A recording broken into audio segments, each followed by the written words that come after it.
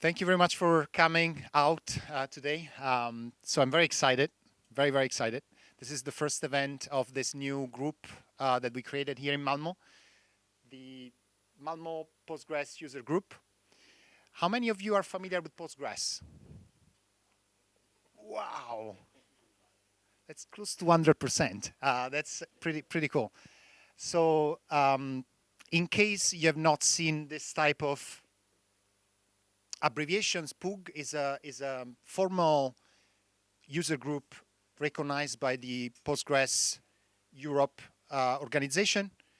And the little m here, it's because it's the Malmö and it's a local user group, and many cities in the world, they have these local user groups. And of course, there are much larger events like the Postgres conferences that are much larger events, and those are global events. But so this is a local group. And the idea of this group is really to kind of build a community around this really awesome Postgres project, which is an open source project that has been really successful. It's a 40-year-old project, but it's very new in many ways, right? All right, so today, it's not me the speaker, I'm just introducing this user group for the first time. Just wanted to mention a couple of things. We are 4 organizers. We are volunteers, so we don't get any, funding for this. We just do as volunteers, so community members. We have Ellen over there. Thank you, Ellen. Thank you, Ellen. Oh, thank you. We have Daniel here, and Daniel will also give a presentation today, so I will introduce him in a minute. So part of the organization. Dennis couldn't be here; he was sick today. He will assist in the next meeting, and then myself. So we're 4 organizers. Feel free to reach out if you have any questions on this user group. The plan for the M-PUG is that we would like to build community around this project. We are all volunteers, and we are always welcoming additional volunteers. So if you would like to be part of this organization, please let us know. If you're working on Postgres and you have some interesting projects you would like to present, let us know, because we would like to have a stream of talks every maybe 4 to 8 weeks.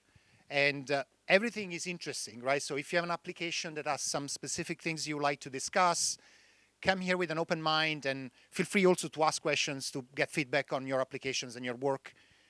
And if you have questions, reach out to one of the organizers. I put down here the address from Ellen if you want to jot it down. And this is pretty much it. There is a page here as well for the group on Meetup.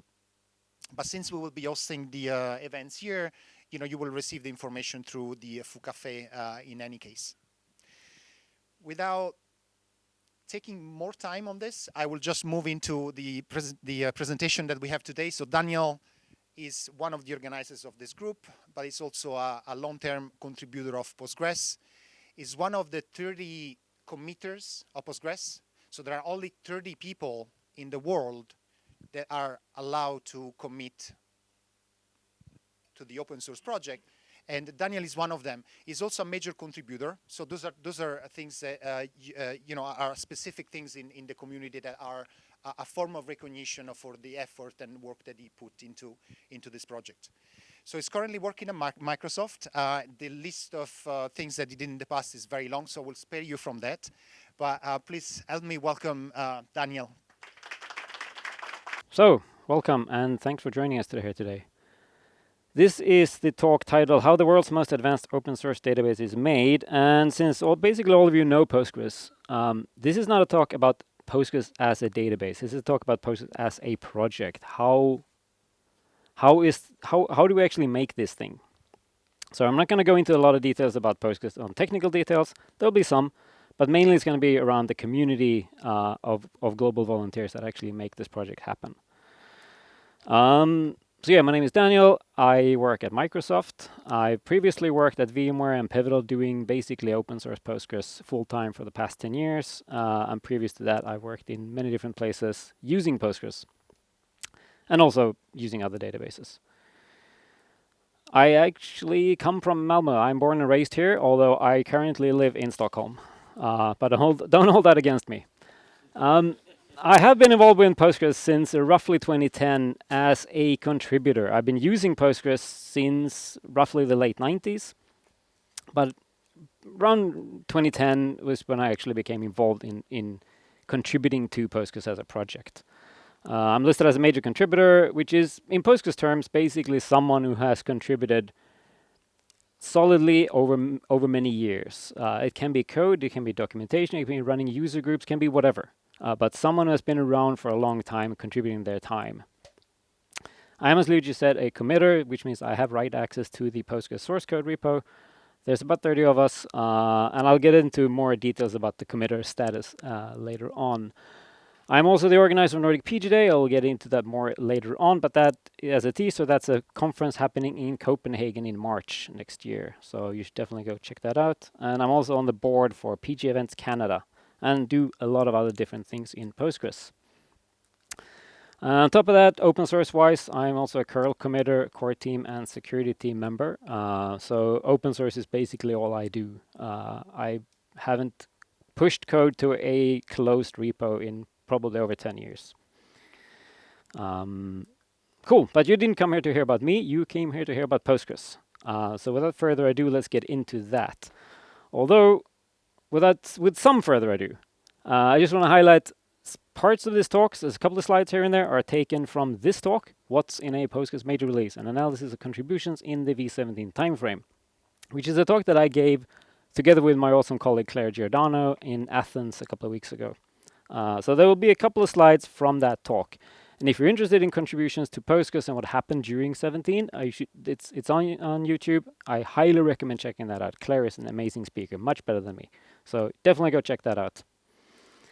But let's get into this talk. And basically the premise of the talk that I set out in the abstract, which lured you all to get here, although maybe you came for the pizza, I don't know. But if you came for the talk, this is what I said. Postgres is really old. It started in 1986. It's written in a language that basically hasn't been hip since the dinosaurs ruled the earth. There is no shared roadmap. Never. Has never been one. And there is basically no governance or telling anyone what to do in the project. And it's also licensed in a way that we don't get any money from anyone making money of Postgres. And we don't use Github. So how come this really weird set of circumstances managed to become the most popular database on Stack Overflow for the second year in a row?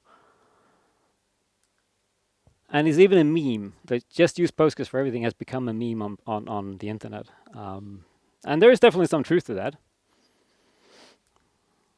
And it's powering some fairly decent-sized organizations around the world. These are the ones that publicly say they're using Postgres. You can rest assured there's no Fortune 500 company that does not use Postgres somewhere. Trustly even made their entire application as a stored procedure in Postgres when they started out. But in order to figure out how Postgres became this household name in IT, we need to go a little bit back into the history of Postgres and where it came from. As I said, it started in 1986, and it started as a research project at UC Berkeley by Michael Stonebreaker. And Stonebreaker is, as many of you probably know, one of the grandfathers of database industry. He returned to UC Berkeley in 1986 after having commercially launched Ingress, which was his previous database company, or previous database research project that he turned into a company. That's what he does. He does research projects and then monetizes them. So he came back to UC Berkeley to basically figure out how to make a better database. Because Ingress had a lot of shortcomings. It was a huge commercial success at the time, but it had a lot of shortcomings. So he came back to make a better database. The post-Ingress database, which became Postgres, which is literally where the name comes from. It was ahead of its time. It was a NoSQL database because it didn't actually support SQL at the time. It supported Quell as the query language, which is relegated to the history books because no one liked Quell even back then. And Postgres was so successful that well before the Postgres that you guys know, it was commercialized into Illustra, which then was bought by IBM to become IBM Informix. So this huge success of Postgres was actually taking, like the business side of Postgres was taking focus from the research. So Postgres became so successful that UC Berkeley wanted to get out of it because it was basically becoming too successful. They weren't getting enough research time in. So they ended the project with Postgres 4.2, which was a very early version. And then as the project was winding down from UC Berkeley, there was a couple of students, Jolly Chen, Andrew Yu, who figured like this is too good to end, essentially. Like we need to pick this up. So they made Postgres 95 because back in 1994 you should name everything 95 at the end. That was the hip thing to do. And they replaced Quell with SQL. They removed the monitor program and added with pSQL, which is the program we basically probably all of you have used. They added that in Postgres 95. It was called Monitor before then. They added rule system. They added the group by clause. They added tons of features. They slimmed the code down with 25% because basically Postgres was a vehicle for making PhD theses. So they had lots of code that was basically just rubbish to make a thesis. Postgres 95 removed so much code and made it 30% faster. But then 1996 rolls around and you can't call anything Postgres 95 anymore. And now we're coming into PostgreSQL and what is now known as the Postgres Global Development Group. Because you couldn't call it Postgres 95 in 1996. That was just not the hip thing to do. So what happened was that around that time, a couple of guys, Bruce Momjan, Mark Fournier, and Vadim Mikheyev, they needed a database, and they found this Postgres 95, which is a really good, solid thing. They imported the source code, and they renamed it PostgreSQL in July of 1996. And that is the birth of what you guys use today as Postgres. Postgres.org was launched in October 1996, and anyone who actually used it back then, I don't know if anyone used Postgres in the earlier days, but you would then remember the site being incredibly slow. Even by the standards of the time, it was incredibly slow. Because it's actually physically hosted in Panama because of crypto restrictions in the US. Well, that was the official story at least. But it was hosted in Panama on a very, very bad internet connection. But they made it work, and they shipped release 6.0 in January 1997, and that's where basically modern Postgres takes its form. That's the first release of PostgreSQL. That's where it started. January 1997 is basically the birth.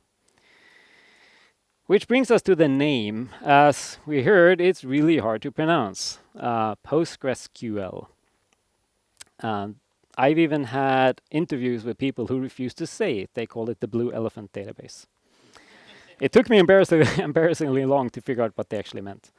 But this has become a bit of a problem over the years, to be honest. And Tom Lane, who is one of our major contributors, basically the father of Postgres, he has said, arguably, the 1996 decision to call it PostgreSQL instead of reverting to plain Postgres was the single worst mistake this project ever made. And he's not wrong. Sadly, it's too late to change it now. But yeah, reverting to Postgres would probably have been better. This has given birth to a lot of interesting spellings. Postgres, SQL, like there's so many variations. Although my favorite is actually PostgreSQL. I don't know. Being a kid of the 80s, I kind of like that one. Gotta admit. So that was the history of what became Postgres from the early days of UC Berkeley in 1986. So what about Postgres of today? Let's start with going over the couple of premises that I had in the beginning, and let's see what I actually mean by those. And starting with governance, because obviously this is a project that powers many, probably some of your businesses. So obviously there needs to be some level of guidance or governance. And there is, and very little. So Postgres does not belong to anyone. That is a very important key factor here. Postgres belongs to everyone. And we've carefully crafted that independence over the years to make sure that Postgres cannot be taken over. No one can buy Postgres. No one can take over Postgres. No one should be able to make ownership claims and sort of steal Postgres away from everyone else, because Postgres belongs to everyone. And we spent a tremendous amount of effort and money to make this happen. And as a result of that, there are very few who have any obligations to do anything about Postgres. There are some of us have some obligations that we've signed up for doing, but there are very, very few. And although this looks like an org chart, it is not actually an org chart because we don't have a hierarchy. But this is as close to an org chart as you will ever get. We have a core team. We have a set of committers. We have a set of committees. We have the group of contributors, which is basically everyone. And then there's a group of MPOs and POs. And I will go through these just to sort of highlight what these people do and who they are. Starting with the core team. It is a self-appointed group of very senior, long-time community members. It essentially was the founding members. And then a few have been added. Some have dropped off. But essentially, it's the founding members. And their essential role is to be a tiebreaker in the community. If the community can't get along, the core team are the arbiters who can do sort of a tiebreak. Basically, the only thing they actually have power over is that they own the permissions on the infrastructure. They own who has a commit bit. But they don't really do much more than that. And that's the whole point. They shouldn't. Because they are not leading the project. There's not an ivory tower anywhere. And they have been criticized for not being democratic. And they're not democratic. They are self-appointed for life. And so that criticism is perfectly fine. That's correct. The problem is how would we change that? Because as I said, Postgres does not belong to anyone. There is no governing body who can also be the electoral body. So if you both vote, who should be allowed to vote? There's no membership anywhere. Like it's hard to figure out how to change that. It will probably change at some point, but really the key point here that we make sure that they don't really do anything. So it's not a huge problem. But you will see criticism on the internet for that not being democratic, and that's not incorrect. Then we have a set of teams and committees, and it's basically the same thing, it's just different words. But these are some specialized tasks, often that have a need for privacy that can't do everything in the public. We have a security team. Obviously, they need to be able to do things in private, because when someone reports a security issue, we cannot discuss that publicly until we disclose the fix. We have a sysadmin team who also must have a need for privacy because they deal with our infrastructure. And Postgres is significant in terms of infrastructure. And like we have lots of servers, we have a big website that has lots of traffic. So we need skilled sysadmins. But they need a sort of set of privacy, so we can't invite anyone in there. And we have a code of conduct committee. And obviously they have a huge need for privacy because when someone reports a code of conduct problem, that can never be made public until there's been a report issued. And we have a funds group who receives and handles the donations that come to Postgres. And you'd be surprised how little that is because we don't really have a way to spend the money. So we don't really have a huge fundraising in any way. But these also are the teams. Now, there are teams with members, but basically anyone can ask to join. They're not closed to a specific group of people. You don't have to be a committer. You don't have to be a contributor. Anyone can join these groups. But there is sort of like an invitation process of becoming a member of them. And then we have the committers, who are the ones who have write access to the repo, which is essentially what most other projects call maintainers, because that's essentially what it is. It's a group of people who have taken on sort of like an obligation to make sure that the code in the repo is sound and safe and properly vetted. They are elected by the current set of committers. So there is an election process which is closed because we're discussing people and their relative strengths and weaknesses, and that should not be made public. But it's important to note that the new committers are elected by the current set of committers. And what they do, or what we do, is that we merge code on behalf of everyone else. We are the only ones who can actually write to the Postgres repo, so we have to do the process of merging the code. And there's 30 of us. The number is too low, but it's hard to. The process of becoming a committer basically means you have to be around for a long time and show solid work and all these things. And it takes a lot of time. And we've been too slow in adding new committers. But we're working on that. We're doing our best. And we're trying to grow it by 2-3 people every year. That's the plan. So just quick look at where all these 30 Postgres committers working. So Microsoft currently employs 7. AWS has 6, EDB, Enterprise DB has 6, and there's a couple of other, Google, University of Cambridge, Red Pill Limper, which is a Swedish company. So basically they're spread out over a group of companies who have a vested interest in Postgres, but it's important to note that none of these 30 people are employed to do specific Postgres things for their employer. None of them. They're all employed to work for the best of the project. Because that's what these companies signed up to do. And then we have the contributors, and there's basically everyone else. Contributors are not just writing code. Contributors can do translations of the error messages. Can they write documentation? Can write blog posts, do advocacy, run user groups like this. There is no limit to what we consider a contributor essentially, because we need all of these tasks. They're all very, very important to the project. But there are too many to count. And if you really want to know, you should totally watch Claire's talk, because in that talk, we go into a great number of detail of actually who and how many spent their time making conferences, user group meetings, all these things.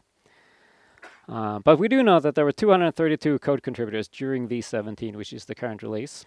So that gives you at least an idea, a ballpark number of how many people write code for the Postgres core server code every year. And it is a very global group of people. Sadly, we have not been able to identify anyone from Africa. Obviously, we don't know, because we don't keep full track of who everyone is. But for the ones that we do know where they come from, we would like to see more people from here and from the parts of the world which are gray. But in general, it's a very global community of folks who contribute to Postgres, which is good. We like that.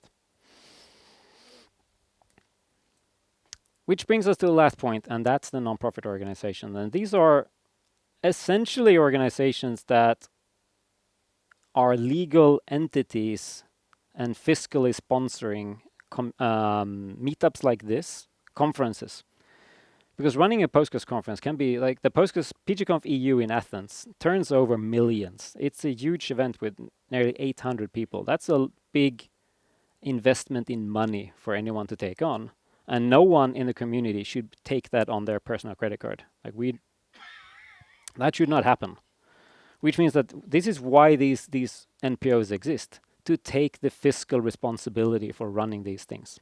So when we put on Nordic PG Day in March in Copenhagen, myself and Magnus, who are the organizers, we don't take an economic risk of doing that. Postgres Europe does that because they believe in us. They know we've done a solid budget, and they know we can deliver on that. And it's okay if we lose money, as long as we don't do it willingly, obviously.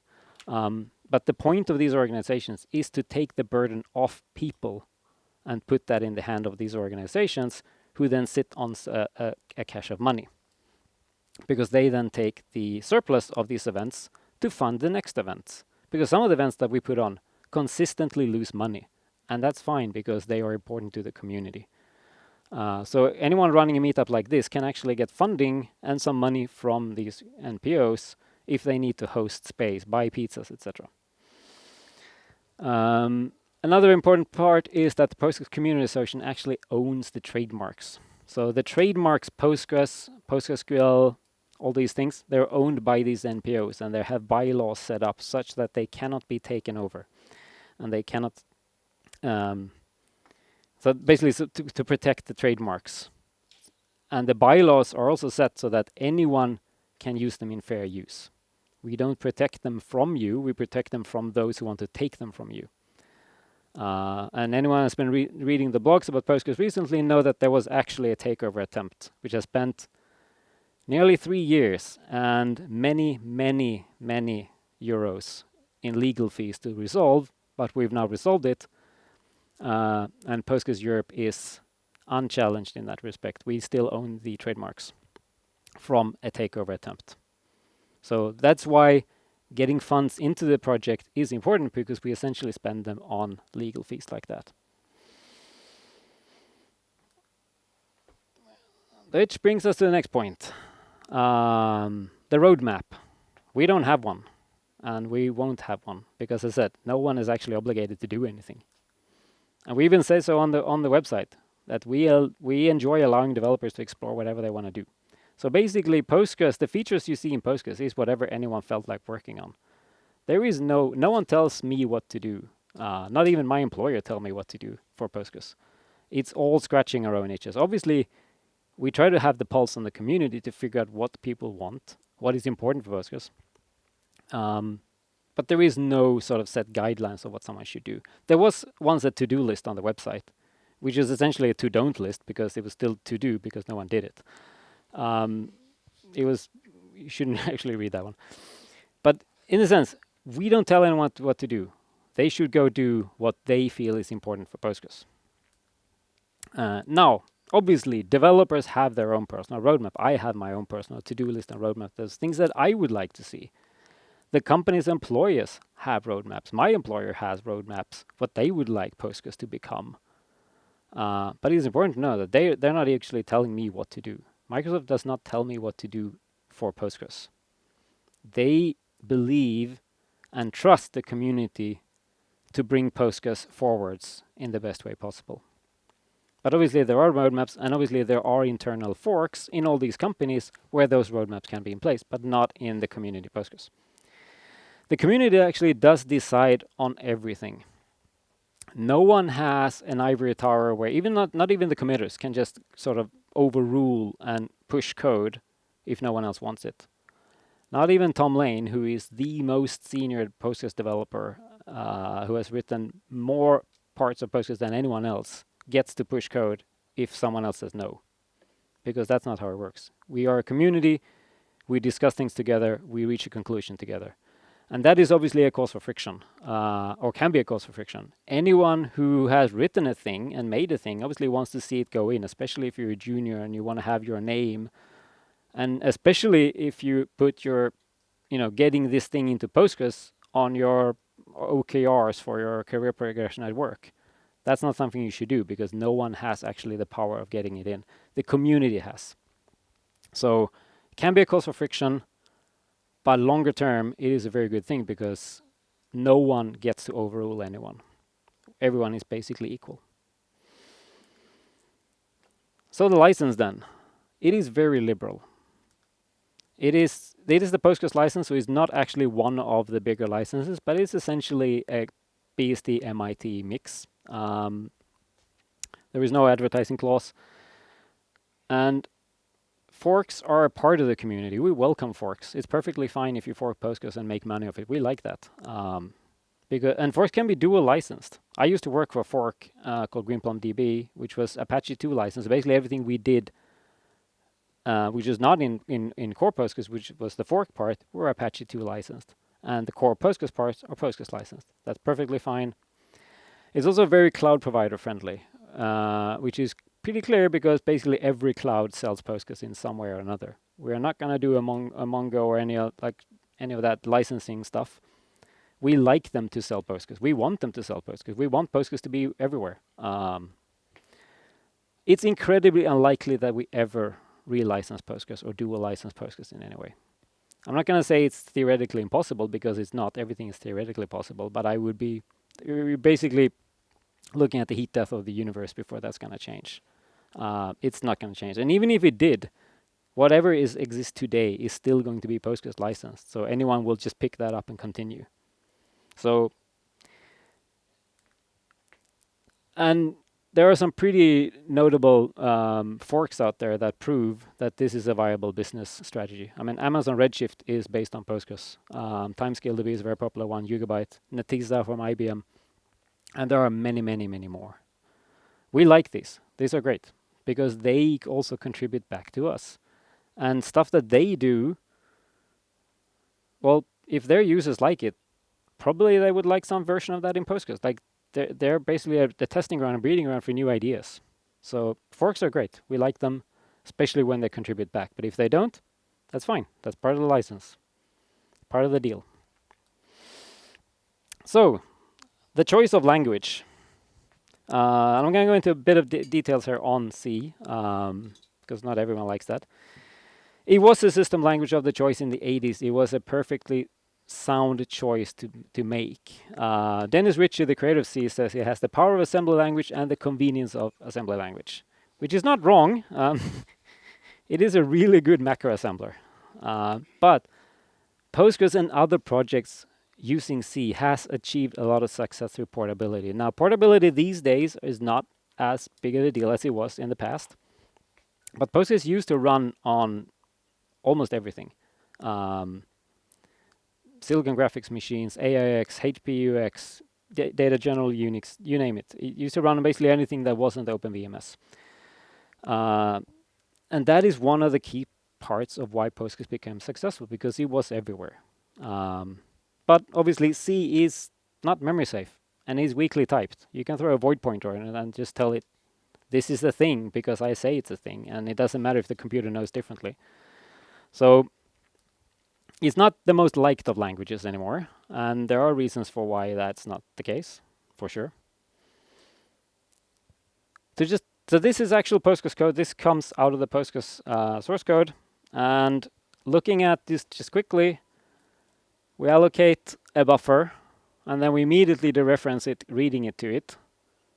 So that's a seg fault if that allocation didn't work. And this function here, it doesn't actually return. That's an error handling function that doesn't return. That's just a technical detail, but it doesn't. Which means that if we throw an error, we're going to leak the file descriptor and the buffer. So that's two C problems, classical C programming problems right off the bat in code that I just copied from the Postgres source code. That doesn't make any sense, does it? And it doesn't, because Postgres is written in C, but it's not written in C. It's written in Postgres C. As I said, C is a great macro assembler, which means that basically anyone who has a large C code base has written their own version of C. So have we. Postgres has managed memory and resource management. We have exceptions, kind of. You can go into the nitty-gritty details and say it's not actually C++ exceptions, and they're not. But we have exceptions. We have a very rich standard library, which means that Postgres C is safer. It's not safe. You can still write an extension that completely corrupts the memory and just segfault everything. But it's safer. And the reason it's written in C is because we're from 1986. We are literally using the code that they wrote back then and have sort of built upon that. Rewriting it now in a different language will just introduce new bugs. And there's also, we have a million lines of code. We're not going to rewrite it overnight. So just a quick mention of why Postgres C is slightly safer and why your databases aren't crashing all the time. We have memory context, which is essentially a way to achieve that we don't have the seat of your pants malloc and free bookkeeping. We don't have malloc and free everywhere. We can free on demand, but generally, if you just wait for the query to end, it's going to clean up everything for you. And we have different types of allocations. We have a bump allocator for things that cannot be freed, which can only be cleaned up at the query cleanup. And we have other types of allocators. So you can think of it like this. When Postgres starts, it's going to set up a top memory context. And that's going to live for the entirety of the Postgres server running. So anything that has to be always there, like SSL keys or stuff like that, can live there, and it's going to live forever until you turn off Postgres. Same with cache memory context, which is where your catalog cache and things like that everyone needs, it's going to be set up there. But then you have transaction context, which going to live for the entirety of the transaction, or the sub-transaction, or the query runtime, or just through the error reporting. And at the end of all of these things, at the end of the query, at the end of the error handling, at the end of the current transaction, these will be cleaned up automatically for you. You don't need to free memory. Postgres will do it for you in the code. I will show it slightly bit later.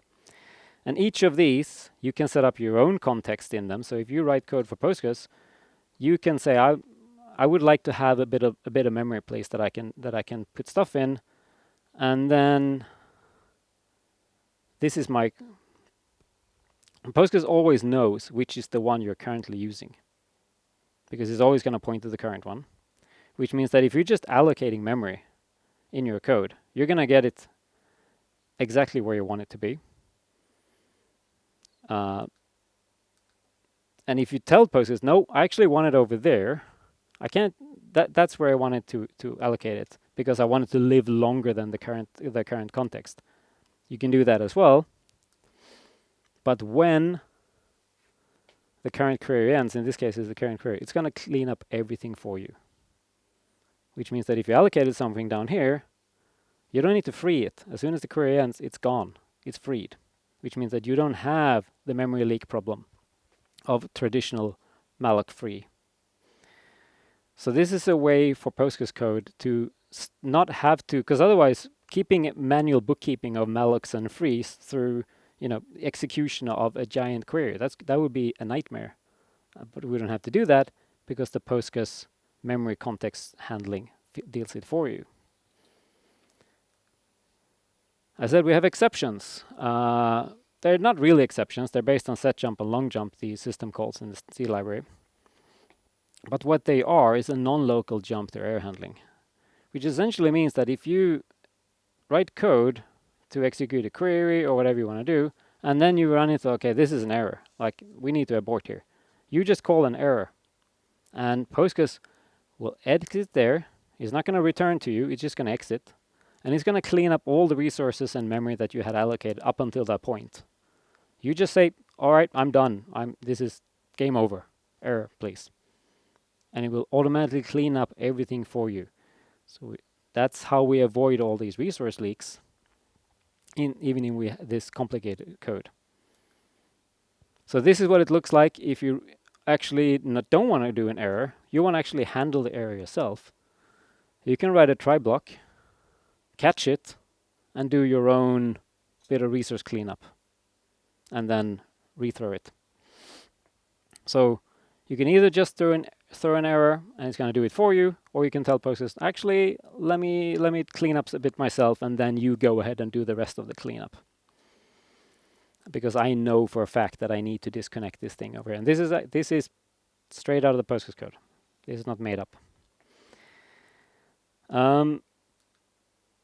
So again, if we look at that code block over here, where we are reading into a buffer, we know that this thing is our own allocator.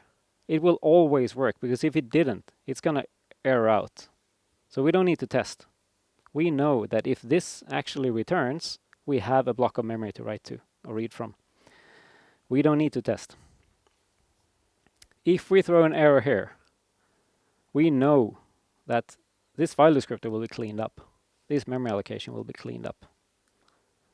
Because what happens is that when we throw an error, we're going to start emitting some log entries to tell the user, like, oh shit, something happened. Not good. Need to deal with that. And then we're going to start canceling this query, that whatever the query was running. We're going to clean up all the resource managers, file descriptors, network sockets, whatever the code opened through a resource manager and registered. Say it could be an LLVM compiler if it's a JIT compile query. Anything that it opened and said, this is a resource I'm opening, please clean it up after me. It's going to go in and clean it up. It's going to remove the memory context. It's not actually going to return it to the operating system. It's going to return it to the Postgres memory system. and it's going to go back accepting your next query. You're not going to go back to where you came from because you're jumping out of it. So this is a get out of jail card. You can just immediately say, all right, something happened. Let me leave, please. And Postgres is going to deal with everything for you, which makes this, I mean, it's still ANSI C, but it's Postgres C in a way that there's a lot of stuff that you don't need to think about or deal with if you're using this our API. So right, so these are file descriptors, going to clean up all those. Like here's going to clean up the memory buffer. And this could be basically anything. Anyone can write their own resource manager. If you make it an extension that connects to your something, and you need to free that in case of problems, you can write your own resource manager, hook it in, and it's going to clean it up for you at the end of the query. Sure.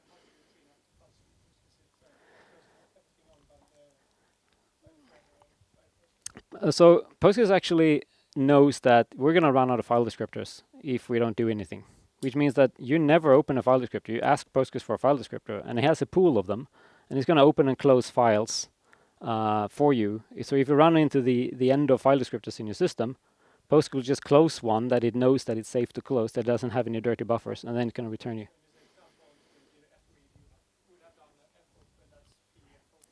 Exactly, but you would do it through the Postgres API. So Postgres will know about the file descriptor. So you don't actually never deal with the file descriptor yourself. You deal with a Postgres representation of it. But yes. So how do we go about our daily life working? Because as I said, we don't use GitHub, which is weird in a world where everyone uses GitHub. And we often catch a lot of flack for not using GitHub, which is not, I guess that's fair. But we don't. And so the question is why? Well, as I said, we don't, or what do we do instead? We don't accept pull requests. We have a GitHub repo, which is a mirror, but we don't actually accept any pull requests there. We submit patches and discussions on a mailing list, like the Linux kernel mailing list, like the Git mailing list. We have our own called PostgreSQL hackers. The hackers, it typically just abbreviated hackers. Everything goes on hackers, everything. And then we have what we call a commit fest, which is essentially that we spend 2 months of working, and this is in an ideal world, we spend 1 month of not writing new features, but actually reviewing, closing up, reaching closure on patches that are in flight, so that we can spend another 2 months of sort of greenfield doing new stuff. Now, obviously, there are stuff that takes way more than 2 months to do. They can take years. And it's not like we don't review during those 2 months. But the idea is that we should spend most of our time, and that especially applies to the committers, 1 month every 3 months of closing, reaching closures. It could be the terrible thing of telling someone that this patch that you've been spending so much time on, it's not going to go in because this is actually not a good idea. So you can keep working on it, but it's probably not going to go in. Like, that's not a nice thing to do. We don't like doing that. No one likes telling people that their stuff isn't working. But we also have to do it because it's pretty cool not to. But yeah, the idea is to sort of divvy up the working year into these cycles. And as I said, we go on lists. We're using mail list. The lists are archived forever. If you send an email to a Postgres mailing list, it will be publicly archived forever with a stable link that will never change as long as we own postgresql.org. We guarantee that the links are stable forever. It will have all the attached patch versions because everything that goes to the Postgres code has to go on hackers. That's sort of like our rules, which means that if you are researching why did this thing happen 5 years ago, you can go to the hackers thread, which is publicly archived that you don't need any login to access. You can read the entire discussion. You can see every version of the patch that led up to the commit. And you can follow along and figure out why did this feature end up the way it did. And that's a strength, and that's why we have forks that can continuously fork Postgres and make sense of all the history that they're sort of getting. It is obviously a threaded discussion because it is a mailing list, which we find is a better way of discussing than using GitHub. Not saying GitHub is bad or anything. We typically, a lot of the old grumpy people like me like threaded discussions. But it's not particularly convenient for commenting on patches. That's just the truth. GitHub is much better at commenting on patches rather than copying pasting into an email. It is. I'm not gonna argue there. But the one thing that this does work is that it supports offline work, and you'd be surprised how many people actually value being able to be completely offline working on Postgres by having a copy of the entire discussion, syncing their mailbox and just yanking out the Ethernet thread and working offline, responding to emails, submitting patches, and then only just connecting and sort of resyncing again. Not only because you're on an airplane, but actually there are people who genuinely just want to disconnect. And that is one of the benefits here, because we have no online presence in that sense. So how do we actually figure out what to do? Well, obviously we start with an idea and then we start hacking. And once you have done some hacking, you send it to hackers as an attachment, and the review process kicks in. The review happens on the mail list, everything is reviewed, and you keep hacking it, you're making new versions, you hack here. We also record the patch in the CommitFest app to make sure that we have a record of like what is actually in flight, because Postgres hackers is it's pretty high volume. So we keep that as basically just pointers into the mail list to make sure that we know what stuff is going on and what's the status of them. And then the cycle just goes on and on and on until a committer feels that this is ready to go in, I'm going to push this code now. For help, we have what's called a Postgres patch tester, which is essentially just a skin on top of Cirrus CI. So everything that is recorded on hackers, which is then basically everything is recorded in the CommitFest app, all those patches will be tested in Cirrus CI continuously against Windows, Mac OS, Linux, and FreeBSD. And sometime next week, also OpenBSD and NetBSD. So we continuously test all the patches to make sure that we know that they're working, that we know that there are no silly mistakes, and nothing obviously gets merged if there's a red cross. And then once the committer is happy, it goes into the repo and is there forever. But once it's also in the repo, it gets subjected to even more building in the Postgres build farm, which is basically a grassroots movement of anyone can submit a server to build Postgres on. And we have, I don't actually know, probably about 300 or so different architectures, operating systems, you name it, configure flags, that just continuously build everything, every branch, every commit. And when it doesn't work, it sends an angry email to all the committers. And we don't like that, so we fix this stuff. But that is a way for us to continuously test and test and test and run all the test suites, even those that are exhaustive and runs for a very long time. They continuously get run in the build farm. So essentially, this is the manual quality control of reading the patch, reviewing, making sure that everything is sound and safe. This is the automated quality control before it goes into the repo. And then we have an automated quality control for what actually went into the repo. Ideally, we catch bugs this way. Not always, but we do our best. So that's kind of like the process we have instead of pull requests. If you squint at it, it kind of resembles the same thing, but this is what we do. And it's all usually touted that this is a slow way of working. Postgres is generally complained that it's really slow. I don't want to submit anything to Postgres. It takes 5 years to get anything in. And sometimes it does. This is again a slide from my colleague Claire Giordano's and mine talk, where we actually dove into the details of how long did it take for commits during V17 from the day it was submitted to hackers to the day it actually went into the code base. 220 commits went in the same day as they were proposed on the mailing list. The majority is within the 31 to 180 days, 640 commits. There were about 2,300 so commits in total. It doesn't actually say on the slide. I should fix that. But yeah, 56 commits took more than 5 years on hackers to discuss before they went in. So is it slow? Maybe, but it's also not probably not slower than anything else. But the perception of it is probably that it's slower. The same day ones. I mean, so this one is actually I know this one. This one was started way back in the Postgres 8.4 days. A thread about adding proper error, a specific type of error handling to the copy command. It took all that time for anyone to actually figure out how to do it properly, and then went in. A lot of these are the simple stuff, typo fixes, compiler warnings that are just silly and should be fixed immediately. So most of these are trivial. They would count as sort of like what OpenSSL project call as a trivial. You don't need to sign an NDA for them. Right. So why don't we use GitHub again? Well, we have a long history. We are adapting slowly to change because we are trying to sort of ensure that we have the stability of not only the project but also the project. The product and the project need to be in sync. There's some people who have been doing this for a very long time.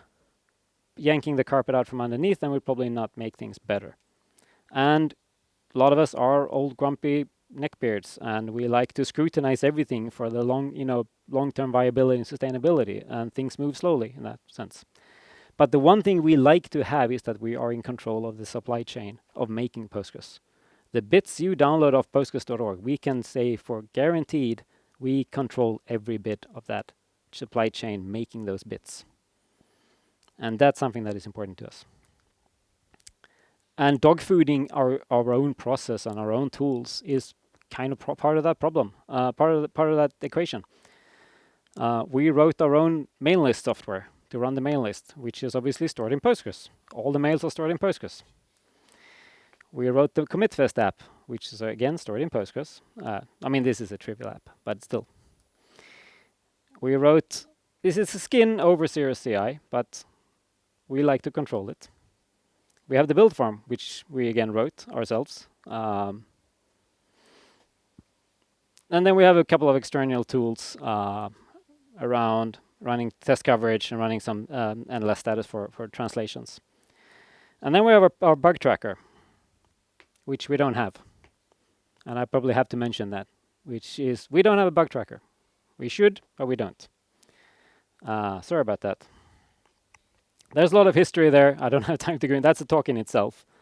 We should have a bug tracker. We don't. Shame on us. We will at some point, I promise. But the important part of this is that nothing of this is set in stone. We might go to GitHub at some point. We might not. GitHub might die before we move there and we move somewhere else. Who knows? It is not set in stone. We just adapt slowly to make sure that what tweaks we do, changes we do are really viable to make sure that you guys get a solid database in the next version as well. So shipping code. As I said, we ship a major version and then we have the commit fest cycle of developing. Generally we end it in April and then we freeze all the way until September. And this is freezing the release branch, this is freezing master. So for a pretty long time of the year, we do not write or commit any new features, we only stabilize what we have. And ideally you guys should be testing here, because you know that at this point, there will be no new features, there will be no API breaks and no ABI breaks, ideally. We spend a lot of time testing, a lot of time fixing. And then we open up master for new code while we do the last final details, the betas, the release candidates. And we typically ship around September, October, and then we start all over again. But we have a very long freeze period to try and stabilize. And Postgres is packaged for all the popular Linux distros, all the major BSDs, Mac OS, Windows. We, as a project, provide a Linux packaging for basically all the major Linuxes, where we control the entire supply chain. There are Windows installers, there are Mac OS installers, there are Mac apps. We don't control these, but we control the popular Linux distros. We ship a major version every year on schedule.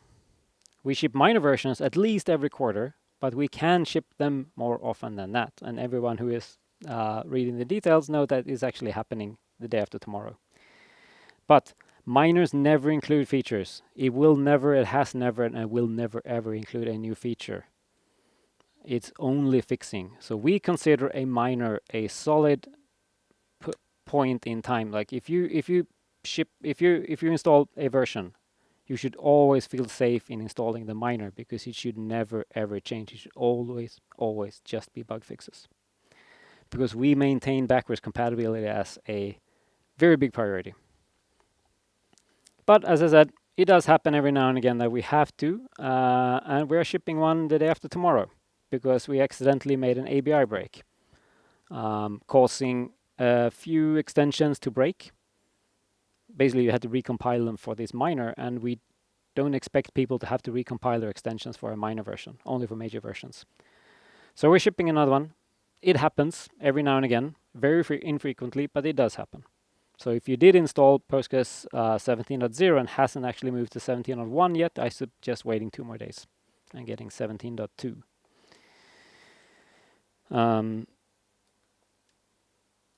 Right.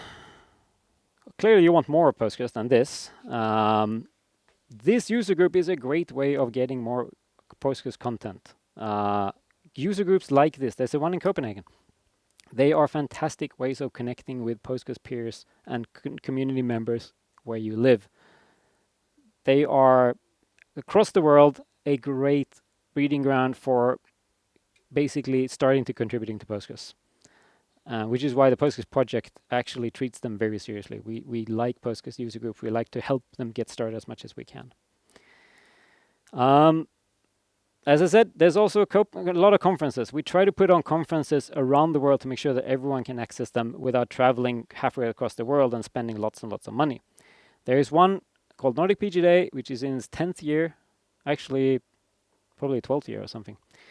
But we're moving between the major cities of the Nordic region, Copenhagen, Oslo, Stockholm, and Helsinki. Next year, it is time for Copenhagen again. So in March 18, we will have a full day of Postgres in Copenhagen. It's very affordable. I suggest if anyone is interested in Postgres and have that as their employment, definitely check that out. It's a great way of getting to learn about Postgres from top experts. We typically have speakers from around the world coming for just this event.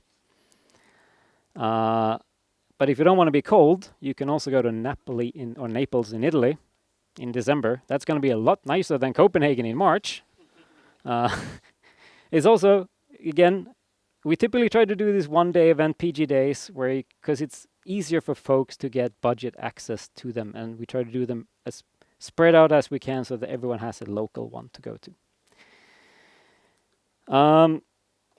And coming from Microsoft, I feel obliged to mention that my awesome colleague Claire Giordano has a Postgres interviewing the people behind Postgres, the human side of Postgres. If you're interested in Postgres, the people who make it, I highly recommend this podcast. There are some great guests. Even Tom Lane has been on the podcast. Mr. Tom Lane, the main expert on all things Postgres. Discussing how he got started as a developer and as a Postgres developer. So definitely go check that out. I highly recommend it. And also brought by Microsoft, which is my employer, we have an online event called Posset, which is a 2-day online, free for everyone conference on Postgres. There's no fees, no anything. You can just join in, and it's online content with the speakers available in sort of like an online hallway track afterwards to discuss and stuff on Discord. So really cool event. Definitely check that out as well. And to wrap things up, for those who did fall asleep, time to wake up because the pizzas are here. I can smell that. Pizzas are here. So let me wrap up. Postgres is old. It's very old, just like me. And we are rooted in a long and rich history, and that's good and bad.